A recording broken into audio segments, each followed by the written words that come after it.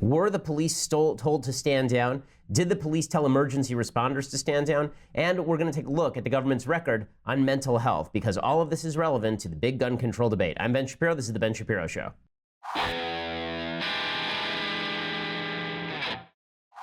So first off, I just want to thank all the folks who showed up last night at University of Minnesota. We had a packed house. About 500 people showed up to pack a pretty crowded room. There were 100 police officers who showed up for about maybe 40 protesters at most. The protesters were not violent. Nothing really happened. But they had a full squad gear, people racking their M4s. So this is how insane it's become on America's college campuses when that sort of stuff is necessary. I'll have a few more notes on that a little bit later, and a lot of news to get to here today, including some more information updates on what happened in Parkland. That story just gets worse and worse. But first, I want to say thank you to our sponsors over at Helix Sleep. So I'm on the road. Does it look like I've been sleeping well? I haven't. The reason is because I'm not on my Helix Sleep mattress. Helix Sleep makes the best mattresses there are on the market. For couples, they'll even personalize each side of the mattress. Here's how it works. You go to helixsleep.com/Ben.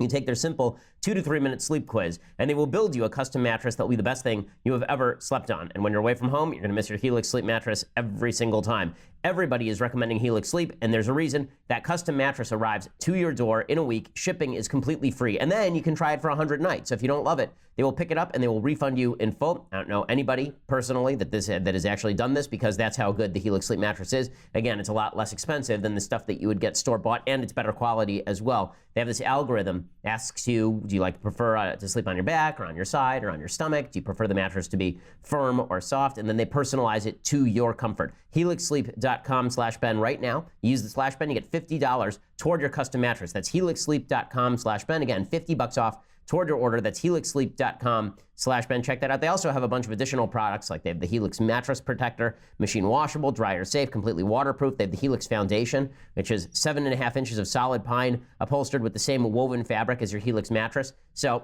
all sorts of good stuff over at helixsleep.com/Ben. Again, you get $50 toward your custom mattress when you go to helixsleep.com/Ben. Okay, so time for some updates on what has happened in Parkland. So every day there's more information now coming out on what the sheriff's office in Broward County did and did not do in the lead up to, during the attack, and in the aftermath of the Parkland shooting attack, at the school shooting. And it is really astonishing. I mean, the more information that comes out, the worse this gets. So according to the Miami Herald today, the shooter threatened classmates, posted photos of himself holding guns, made violent statements online, and was repeatedly described to authorities as a potential school shooter. His troubling behavior gave law enforcement plenty of opportunities to investigate and arrest him, according to the Miami Herald, and even take away his guns long before he shot up Marjorie Stoneman Douglas High School in Parkland last week, according to interviews with former South Florida prosecutors and legal experts. Now remember, Sheriff Scott Israel had claimed that there was no way under law for him to actually confiscate the weapons of the shooter or to arrest the shooter. That is not true. According to Miami-Dade prosecutor Marshall Dory Lewis, says, quote, "There's no doubt there was a failure. The idea that they were aware of it and could do nothing is absurd. We can't let this happen again." So not only did the FBI refuse to act on 2 strong tips, one of which involved the shooter posting on the internet that he planned to become a professional school shooter, which is illegal. That's a terrorist threat. The Palm Beach Sheriff's Office was told that the shooter had put a gun to others' heads in the past. The Florida Department of Children and Families ruled him stable despite clear evidence of self-harm. And at the school where the shooter killed 17 people, they knew he was cutting himself, threatening students and taking pictures with guns, and that he may have ingested gasoline in an attempt to commit suicide. And nothing was done about any of these things. They did have the legal authority to go in and arrest him. They had the legal authority to ensure that he did not have weapons. They did not do any of those things. They dropped the ball. They really blew it. Now, there's some rumors out there, and we'll see if they're substantiated. Sarah Rumpf over at Red State has a long piece about it. It is obvious that the sheriffs of Broward County have been attempting to minimize the number of arrests that take place on campus. The reports that the shooter was expelled from the school are not true. He was actually allowed to remain in the school. And there are a lot of questions being asked today about whether the determination to end the so-called school-to-prison pipeline allowed the police to let this guy off the hook. That basically they didn't want to be part of that school-to-prison pipeline, so instead they let an incipient school shooter run around on the loose with guns, which would just be devastating. We'll see if there's more information that comes out about that. Even if a case couldn't have been made, the arrest should have happened. The teen might have been placed squarely on the radar of police analysts, and then anytime anything else came up, there would be more action taken by the police. Another prosecutor named Priovalis, according to Miami Herald, says at the very least the most capable intelligence detectives should have been monitoring him. The sheriff has said that the BSO's handling of tips is under internal investigation. He says, I don't know that the signs were missed. He said, this isn't science fiction. We're not allowed to arrest on what a person thinks about on pre-crimes. But this wasn't a matter of pre-crimes. There are reports of this shooter threatening other students. That is cyber stalking under the law in the state of Florida. There's pictures of this student online brandishing guns and talking about being a school shooter. These are crimes in the state of Florida. And there have been other people who have been arrested for similar stuff. Miami-Dade schools police on Friday arrested Crop High senior Sean Mesa for posting photos of himself with guns on social media. Improper display of a firearm is a misdemeanor in Florida. That's not the only case that is like that. There's another arrest that was made in 2016 of somebody who is involved in very similar behavior. There was a Miami-Dade Police Homeland Security Bureau arrest of a guy named Enrique Dominguez, who is posting apparently disturbing images of himself dressed like the Joker with combat-style knives. And his coworkers report he pledged allegiance to Allah, showed them ISIS execution videos, and vowed to dress like the Joker before gunning down coworkers. They went and arrested him. Why couldn't that have applied here? The answer is it could have applied here, but something happened at the sheriff's office, and they didn't do their job. And now we're finding out that the sheriff's office itself may have told police officers to stand down. So Laura Ingraham reported on her show yesterday that deputies were told to stand outside and wait because they didn't have body cameras on. So because there were no body cameras on the detectives or on the sheriff's deputies, and because they didn't want to go in without those body cameras so that they could defend themselves against possible lawsuit, maybe, whatever the case was, according to Ingram, her sources in the department say these deputies were told to stand around outside while kids were getting shot inside. Our sources near the Broward County Sheriff's Department are telling us that the deputies who arrived at the scene of the shooting were told not to enter the school unless their body cameras were turned on. And then we found out that the deputies did not have body cameras, so they did not enter or enter the building or engage the shooter. So curiously, police also lost radio communications during the Parkland shooting. I mean, this is a massive botch. They didn't even have body cameras, but they suddenly obeyed the rule that they weren't allowed to go into dangerous areas with body cameras. Something is really fishy here. There's an EMT who was on national TV last night, an emergency medical respondent, who was saying that the police were barring them from getting in. They said they could have saved some more lives if they'd been allowed to get in there right away, but they weren't allowed to get in there. The police were stopping them from going in. 3 high-ranking Florida officials are expressing their frustration because they say EMS was delayed getting inside Stoneman Douglas High School on the day of the shooting in the critical moments when victims lay inside in need of immediate care. One source tells Fox News some EMS teams requested to go inside but were denied by the commanding agency, the Broward County Sheriff's Office. That source alleges scanner recordings will reveal that. Okay, this is amazing stuff. This is amazing stuff. And people are talking about the NRA and law-abiding gun owners as the problem. We also now have a response from the Broward deputy, the Broward deputy Scott Peterson, who's been ripped up and down by the sheriff. And there's something fishy about the sheriff ripping this deputy up and down and suggesting that he was a coward. There's something very fishy about a sheriff who does not defend his cops and who throws his cops under the bus. Now, may be very well that this deputy chickened out. That's quite possible, but that's not what he's saying. According to his lawyer, quote, allegations that Mr. Peterson was a coward and that his performance under the circumstances failed to meet the standards of police officers are patently untrue. Let there be no mistake. Mr. Peterson wishes he could have prevented the untimely passing of the 17 victims on that day. His heart goes out to the family of the victims in their time of need. However, the allegations that Mr. Peterson was a coward and that his performance under the circumstances failed to meet the standards of police officers are patently untrue. Mr. Peterson is confident that his actions on that day were appropriate under the circumstances and that the video, together with the eyewitness testimony of those on the scene, will exonerate him of any subpar performance. So this is another one of the questions. Why don't we have the video? Why don't we know what happened? They have video of what happened there. They have cameras on the premises. This particular deputy was awarded the School Deputy of the Year in 2014. Apparently, according to the Miami Herald, he was in another building dealing with a student issue and the shots sounded. He was armed with his sidearm. He ran to the west side of Building 12 and set up in a defensive position, then did nothing for 4 minutes until the gunfire stopped, according to the sheriff. But according to this deputy, he says that he heard the gunshots but believed the gunshots were originating from outside the building on the school campus. And he said BSO trains its officers that in the event of outdoor gunfire, one is to seek cover and assess the situation in order to communicate what one observes with other law enforcement.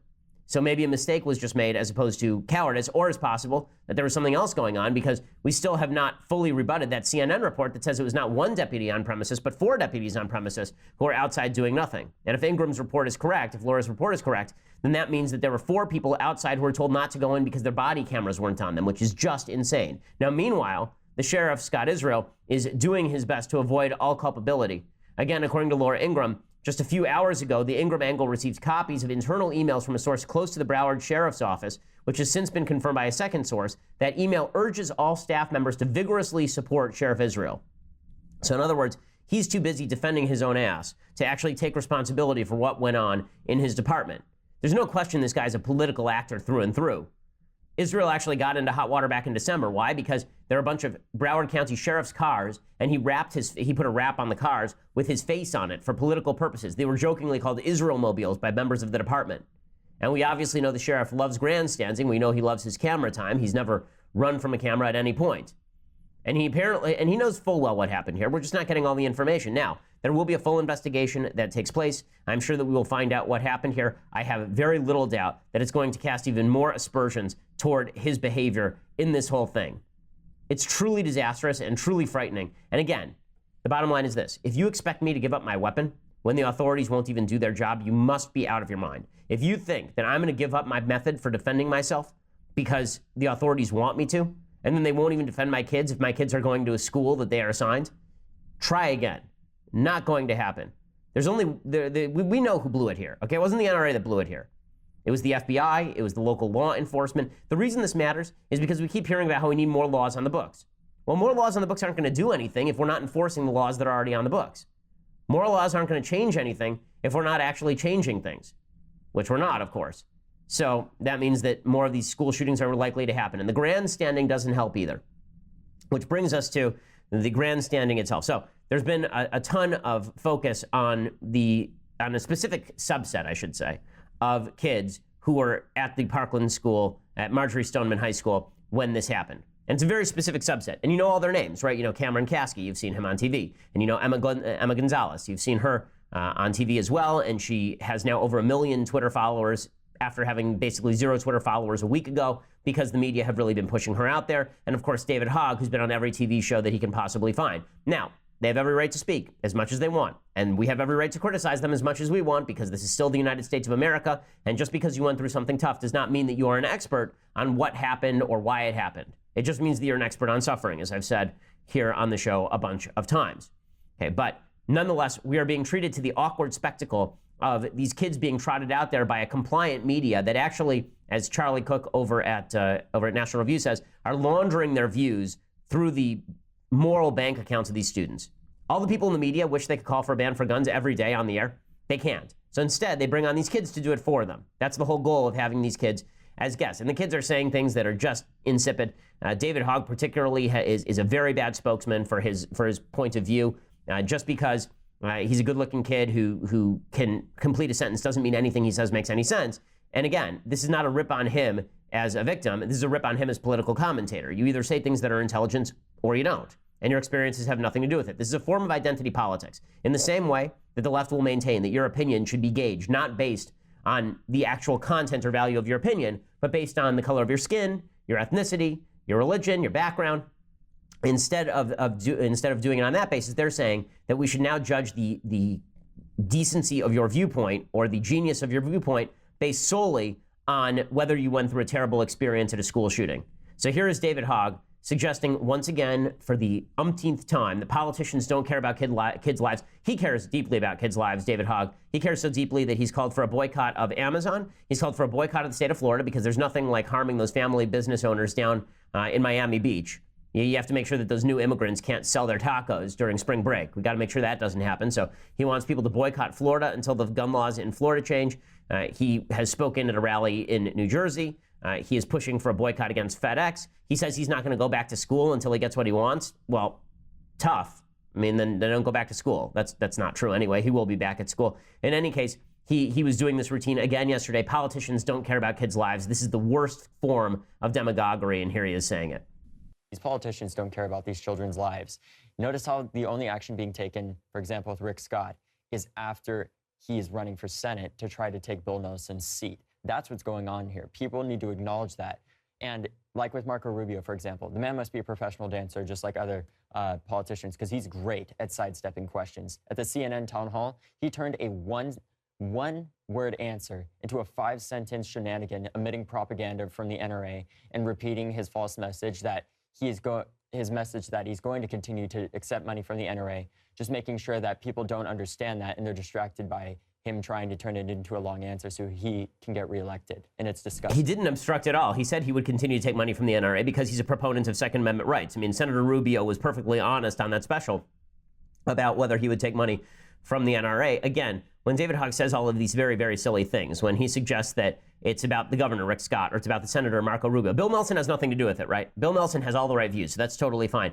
This is the same guy, David Hogg, who went on TV and defended Scott Israel, the actual sheriff of Broward County, right? The guy who's botched everything. The entire first part of the show is about all of the botchery by the sheriff's office.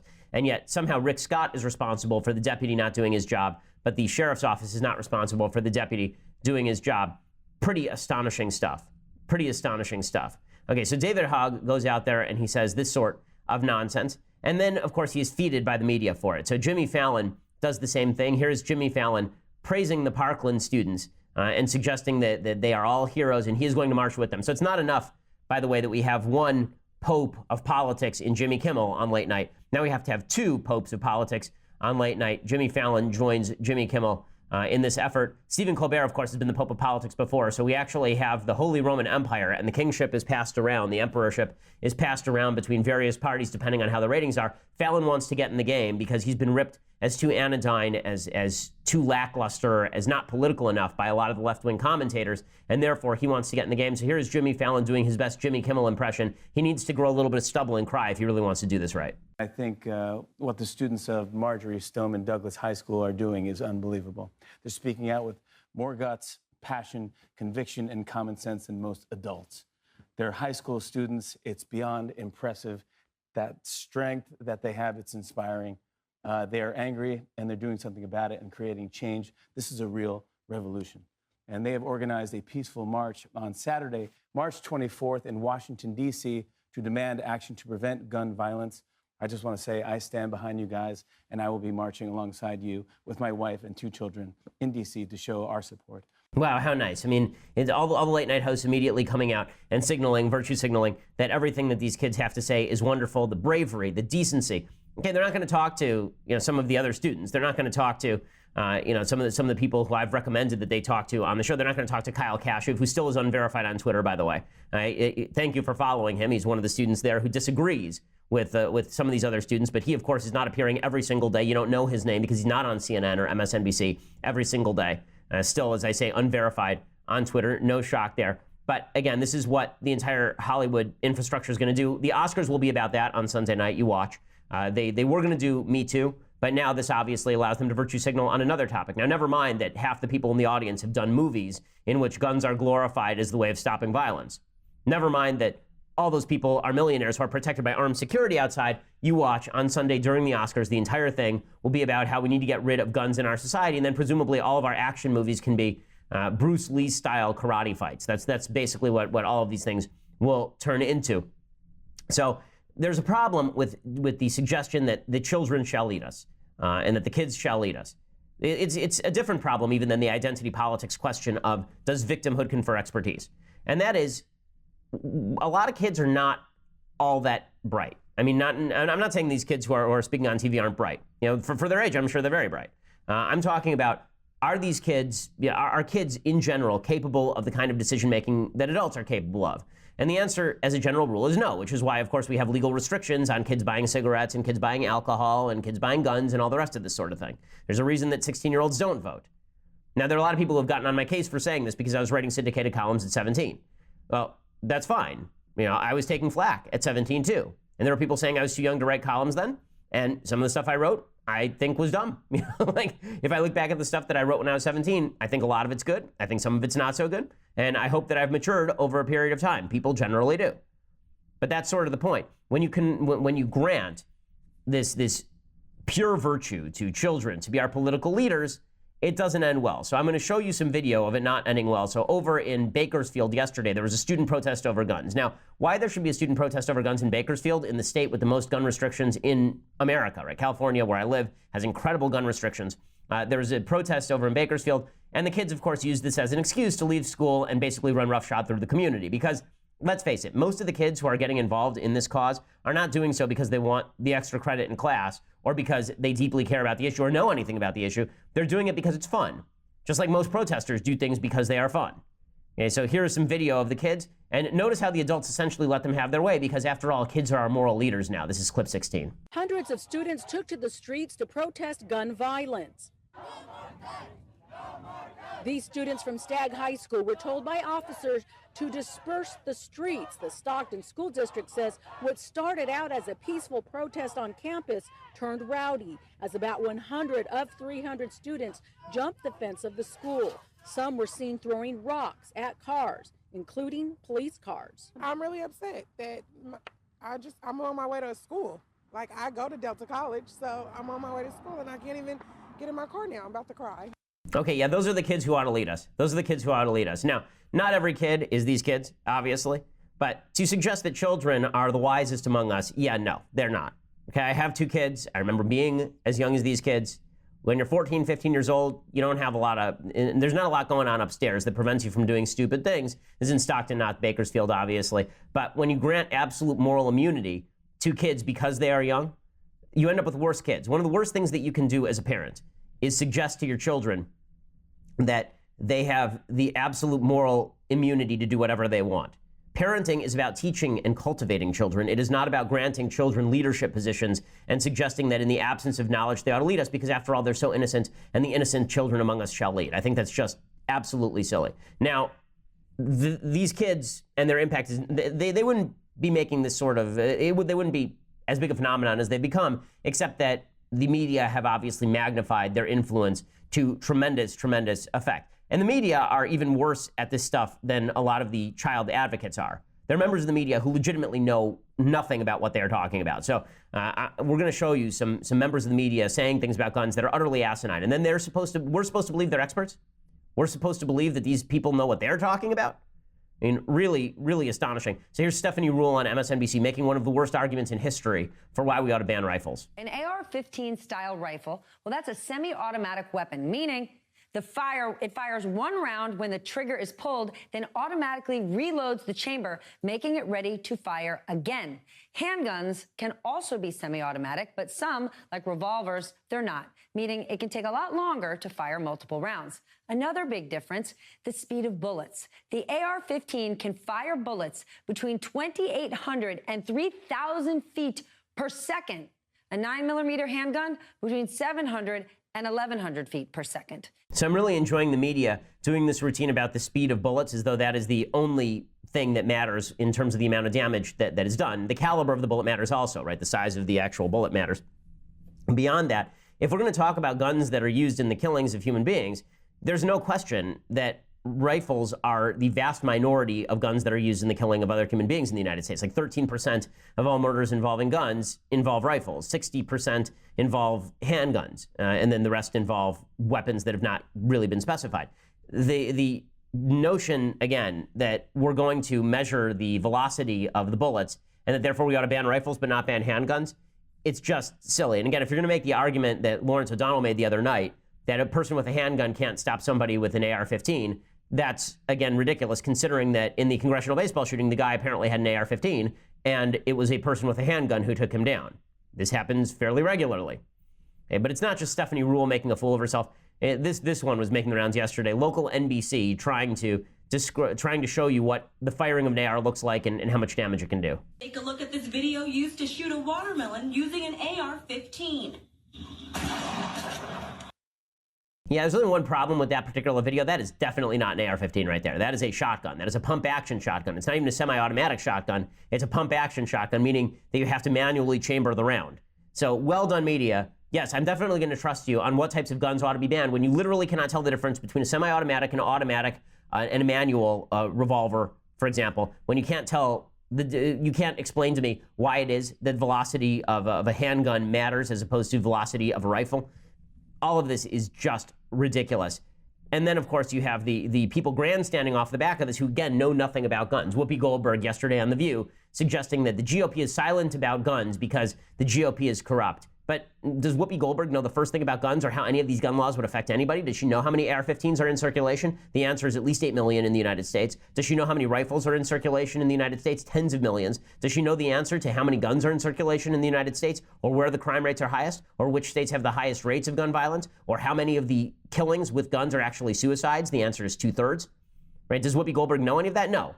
She just knows that guns are bad, and so she's going to rip on the GOP for being silent about guns. She makes, I think, the dumbest point of the day yesterday on The View, the repository of many dumb points. Here she is. You know, when the athletes were kneeling, every Republican sort of had something to say. Right. And it's not a criticism. It's just, I'm just wondering, and many have been wondering, where they've been, where they stand on this particular issue. Okay, and the answer is that all of the Republicans sounded off on players kneeling because they thought players kneeling was wrong. They haven't sounded off about law-abiding citizens owning guns because they don't think law-abiding citizens owning guns is wrong or bad. This is not difficult. There's an actual political reason, an actual values reason, why so many conservatives are not speaking up about why guns should be confiscated, because we don't think guns should be confiscated or the sale of them should be banned.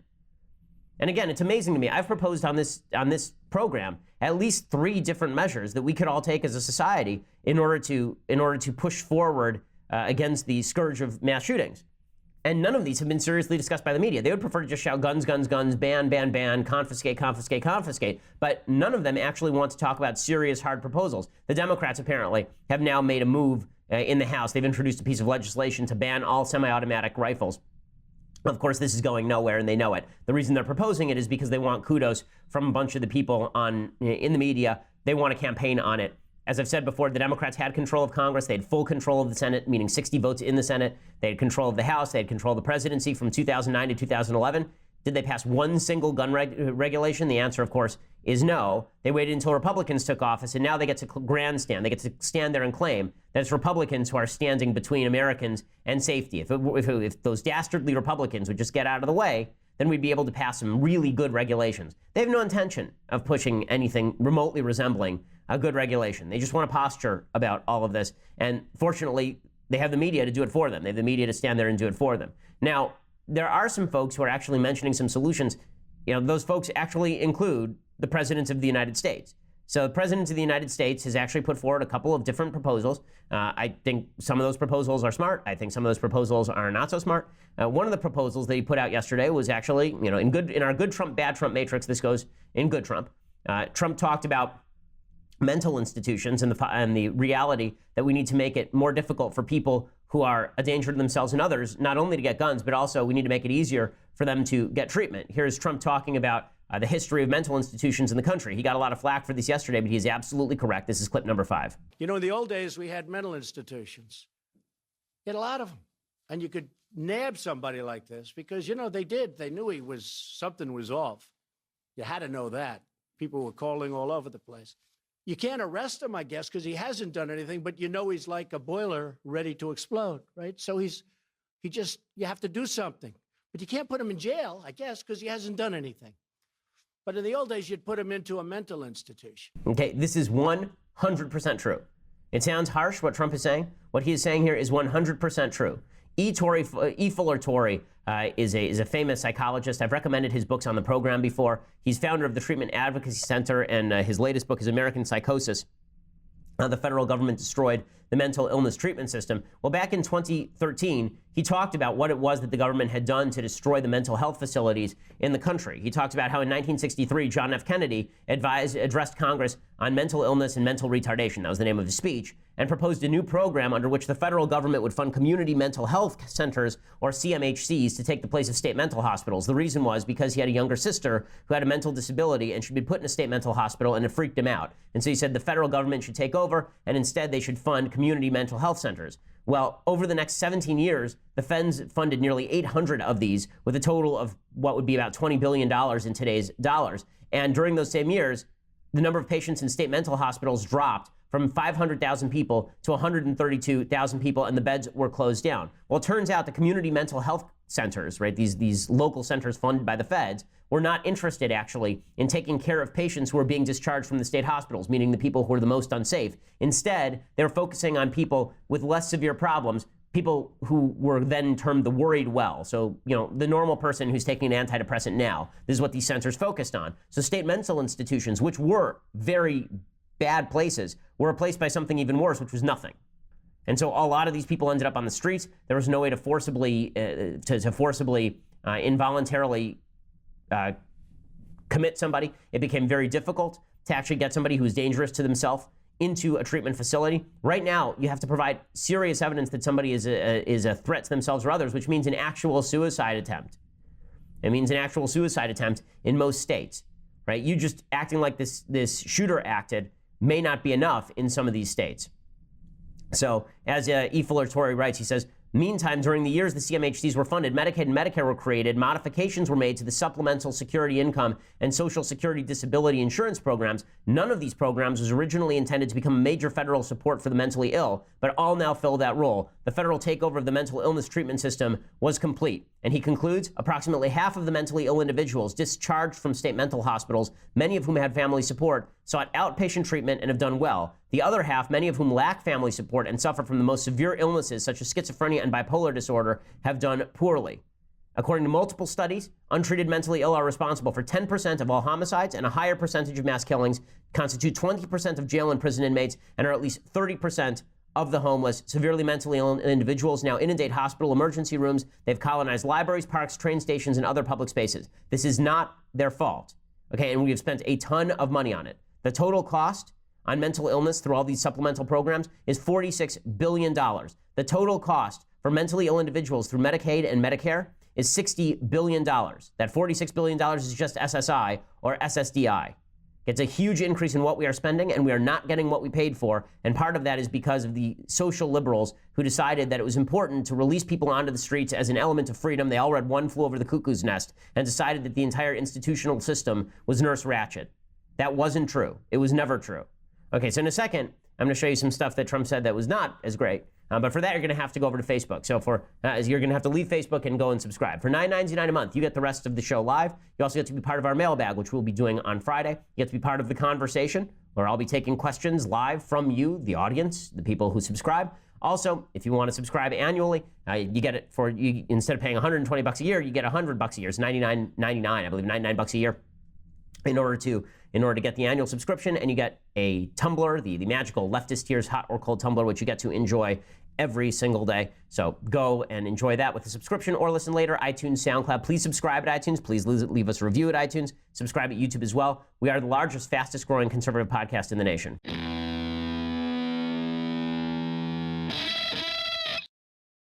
Okay, now with all of that said, with regard to what President Trump had to say that was good, President Trump also had some stuff to say that was not good. And this is where, President Trump is an unguided missile. President Trump says a lot of stuff. What he actually implements very rarely ends up being some of the weird ideas that he puts out there. Yeah, I've learned over the past year that you ought to pay less attention to what he says he's going to do on policy and more attention to what he actually does on policy. But some of the stuff that he said yesterday about guns was less than edifying. So yesterday he was talking about the deputy who apparently was armed outside and did not run into harm's way to try to save the students. He said that Trump said he himself would have confronted the shooter. I really believe, you don't know until you test it, but I think I really believe I'd run in there even if I didn't have a weapon.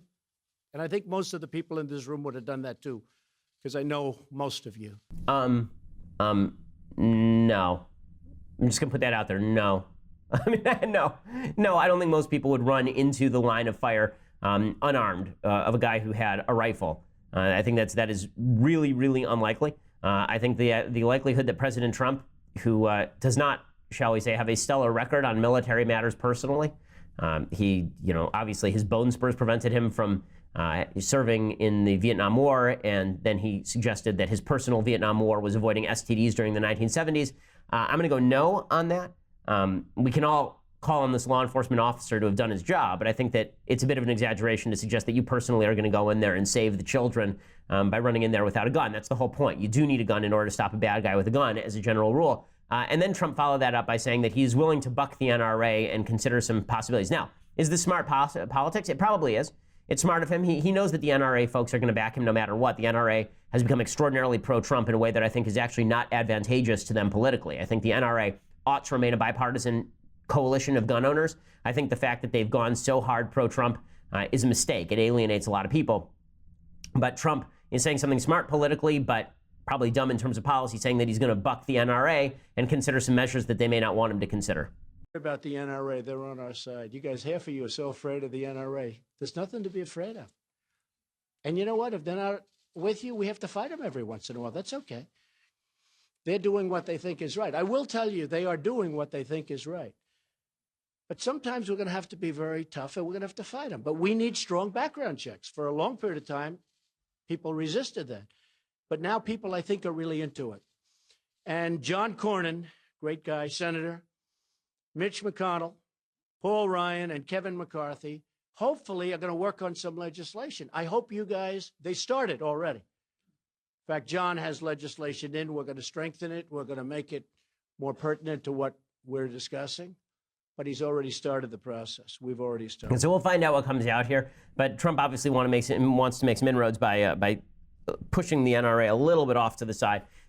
Do I think that that's wise? Politically, it probably is wise. In terms of policy, we'll have to see what actually comes out. Now, in terms of people who are hypocrites, this is just breaking news from the Huffington Post. This is an amazing thing. On the morning after the October 1st mass shooting in Las Vegas, a member of the Democratic Congressional Campaign Committee's press staff warned House candidates and their staffs not to politicize the shooting that day. Politicization, according to the DCCC official, included talking about gun violence prevention policy. He says, you and your candidate will be understandably outraged and upset, as will your community. However, do not politicize it today. There will be a time for politics and policy discussion, but any message today should be on offering thoughts and prayers for victims and their families and thanking first responders who saved lives. So this, of course, would be wise politics, but the Democrats have run screaming from this. The guy who wrote it was Evan Lukaski. Lukaski is one of the, he's the DCC regional press secretary, I guess. And people are very angry at him in the Democratic Party for having said this. But look, even a bunch of people who are gun control advocates are now saying there's not a whole hell of a lot that we can do in order to stop these mass shootings, and we're not going to call for actual bans on semi-automatic weapons. Again, showing the hypocrisy of all the folks on the left who are virtue signaling. Speaking of the virtue signaling, there's now been a call to boycott FedEx. There's been a call to boycott Amazon because you can buy NRA products on Amazon. That boycott has been called for, I believe, Thursday. So that would be a good time to buy from Amazon, folks. If you want to go and buy something, now's the time to buy it on Amazon. Demonstrate that you stand with companies that are not going to close off alternative political viewpoints out of political convenience and expediency. So check that out. Buy something from Amazon on Amazon Prime on Thursday. I love Amazon. I'd be very upset with them were they to try and disassociate politically from Second Amendment advocates just because the media would like them to. Okay, time for a couple of things that I like and then some things that I hate. So first, a couple of things that I like. I've been writing this book on philosophy. It is not the easiest book to write because a lot of deep thinking, and that means that I have to listen to deep music while I do this. That's how pretentious I am. I'm so pretentious that when somebody tweeted out today, what album has the 3 best songs in a row on it, I tweeted out 3 separate numbers from Bizet's Carmen. Yeah, that's how much of a douche I am. In any case, what I recommend today is Brahms' String Quintet No. 1, which is just a lovely piece of music. I've gotten very into listening to Brahms while I work.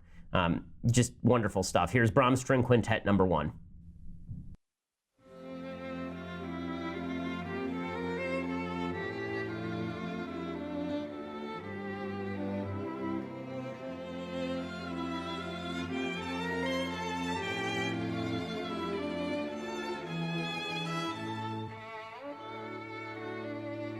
I don't want to do the rest of the show now. I just want to listen to this. Brahms is fantastic. A couple of other favorites that I've been listening to recently. Brahms' Piano Quartet No. 1 is fantastic. His piano trios are all terrific and really, really romantic and melodic. So check those out. They're really a blast to listen to, and they're very relaxing as well. Okay, other things that I like. So I wanted to play this yesterday, and I did not have a chance. It is the best piece of audio ever. So Michael Wolff, the author of Fire and Fury, a charlatan, a con man, a guy who went into the White House and basically just wrote down all of Steve Bannon's pathetic musings and then turned it into a book about how everybody in the Trump White House was incompetent and stupid and all the rest of this. So Michael Wolff was on Australian Today show, and he was asked some pretty specific questions about you say, or he's on, was it the BBC? I'm trying to remember where this was. In any case, he was asked specifically, it was London's Today show, rather. He was asked specifically about whether he had any evidence to the effect that Donald Trump was having an affair, which he had implied. He had suggested that Nikki Haley was having an affair with Trump, which of course is absolute bunk. There is no evidence to support it whatsoever, and Wolff has been implying it anyway. Well, Wolff is asked specific questions. Watch as he pretends he can't hear the audio, but notice something weird about this. Okay, he only says that he can't hear the audio every time the person asks him if he can hear the audio. So pretty astonishing stuff. Here it is, Michael Wolff doing his dishonest routine. You said during a TV interview just last month that you are absolutely sure that Donald Trump is currently having an affair while president behind the back of the First Lady. And I repeat, you said you were absolutely sure. Yeah, I can't. Last week, however, you backflipped and said, I quote, I do not know if the president is having an affair. Do you owe the president and the First Lady an apology, Mr. Wolff? I can't hear you. Just Hello? last month, you said you were absolutely sure that the president was having an affair. I'm not getting anything. You're not hearing me, Mr. Wolff? I'm not getting anything. No. We were hearing each other well just before. I'm not getting anything. You're not hearing me, Mr. Wolff? Do you hear? I'm not hearing anything. Mr. Wolff was hearing me before, but he's not hearing me. I'm not hearing anything. So it looks like the interview may be over. And then he just gets up and leaves the interview. So he doesn't even wait to see if the audio is going to come back in because it didn't go out in the first place. So Michael Wolff, remember, this was the person that the media were fawning over. This was the great genius who had uncovered the truth behind the facade of the Trump administration.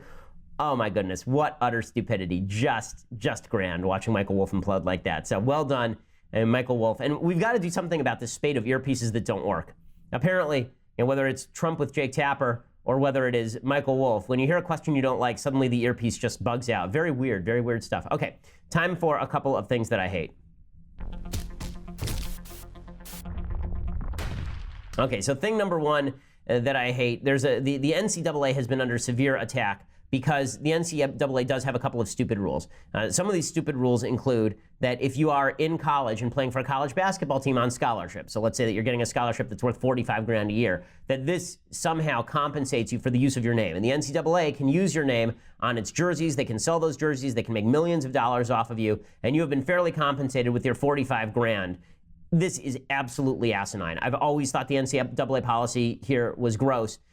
The same thing is true of one and done. I think the one and done rule in college is ridiculous. I think you should be allowed to go directly to the NBA. If you want to go to the NBA, Kobe Bryant did it. LeBron James could do it. There have been a bunch of people who tried it and failed. That's okay. That's your prerogative. There is no one and done rule in baseball, by the way. You can go directly from high school to the minor leagues with no stop in between. The one and done rule is particularly stupid because all of these kids who are going to college for a year are not suddenly deciding to stick around and pursue their business economics degree. They're not sticking around because they really want to go into, all these kids who are going to play at Kentucky on scholarship, they're not actually going there because they are deeply invested in getting their neuroscience degree. They're going there because they know they have to play there for a year before they can be drafted by the NBA, which is why John Calipari has been making a pretty solid living for years and years and years by simply recruiting 4 or 5 guys who will be there for a year, renting them for a year, and then sending them on to the NBA. Well, that policy is really stupid. What that policy is not is racist. What that policy is, it's a way for the NBA to prevent a glut of younger players who don't know what they're doing, and it's a way for the NCAA to make a lot of money. Okay, this is greed, not racism. It's not the same thing. Okay, well, Stan Van Gundy, though, says that one and done is racist.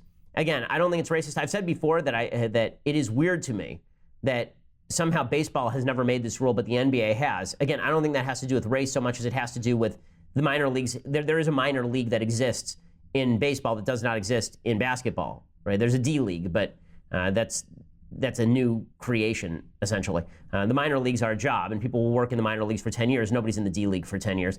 In any case, here's Stan Van Gundy suggesting that one and done itself is a racist policy. The people that were against them coming out made a lot of excuses, but I think a lot of it was racist, quite honestly.